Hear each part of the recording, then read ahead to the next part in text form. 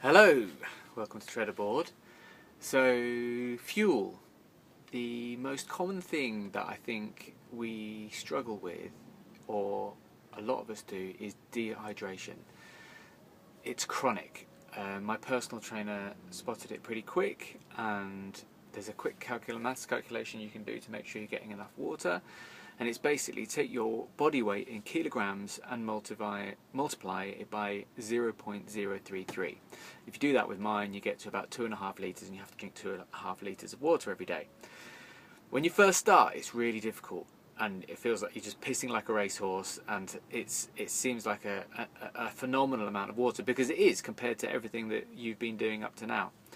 However, if you ever kind of noticed, or maybe you haven't noticed, because it's difficult to know until you've experienced the other, sort of dips in energy throughout the day, or even like chronic hunger. Obviously we kind of know, we've been told that often when we are eating and think we're hungry, actually we're thirsty.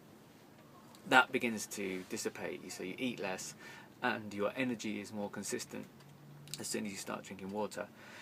I found it helpful to have a litre bottle of water, which allows me to keep track of how much water I've consumed each day, because obviously if you're doing it by the glass it's quite difficult to keep tabs. I don't really drink anything else. Occasionally I'll have a fruit juice. If you're drinking other things, then obviously the maths gets a lot more complicated, but I've kind of come down on the side of water is the only thing that I actually need or want, so I just drink water. Food. Well, the big thing about food is, if we're just talking about general fuel and being at our best, the difference here, like in most areas of life, is not between what we know and what we don't know. It's between what we know and what we do. I mean, we all know vegetables are the best thing for us to be eating. Vegetables, pulses, grains, nuts. If you base your diet around those, and then get a little knowledge in terms of specifically which areas of those things to fill, and avoid things like red meats, pasta, rice, dead carb, basically carb that doesn't really offer much else other than pure carb, and avoid things like dairy, then we all sort of know this. We know that that's the best diet, a largely fruit and veg based diet, and obviously big no-nos on things like saturated fats like crisps and or chocolate, high sugar things, or that particular type of sugar.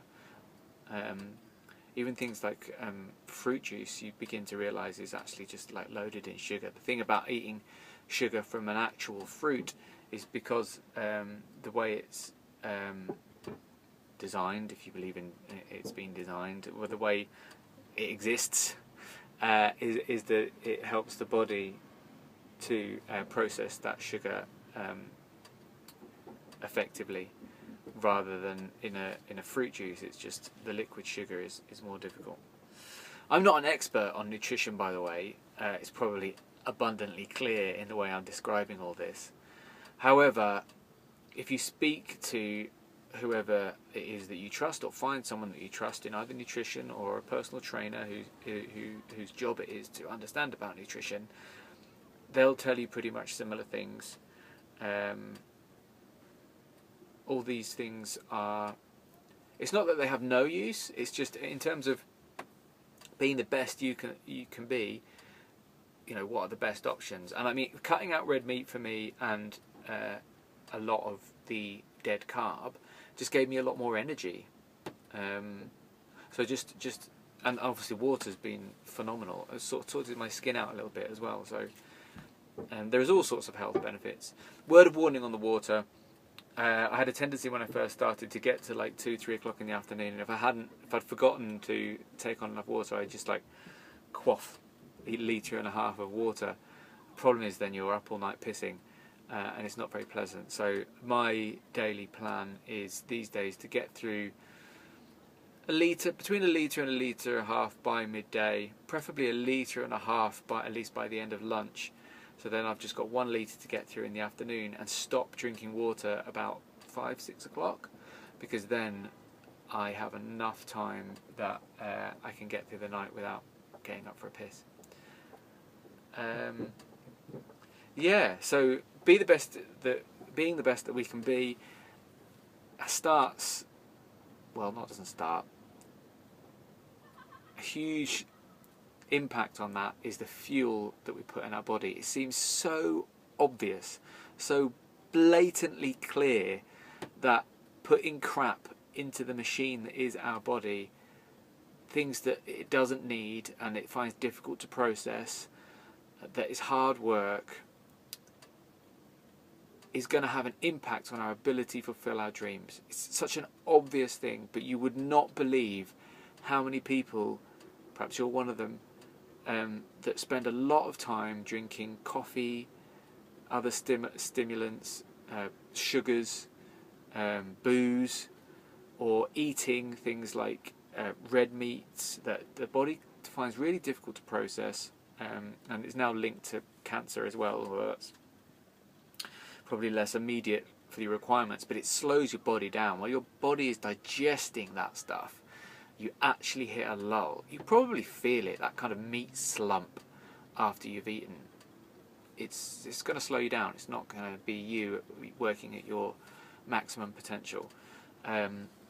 You notice a similar thing with sort of dead carbs.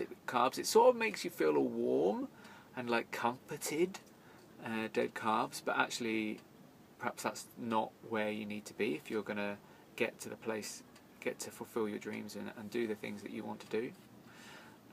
Dairy, you probably notice a change in your guts if you stop eating dairy. I did. I think lots of people do. Worth exploring.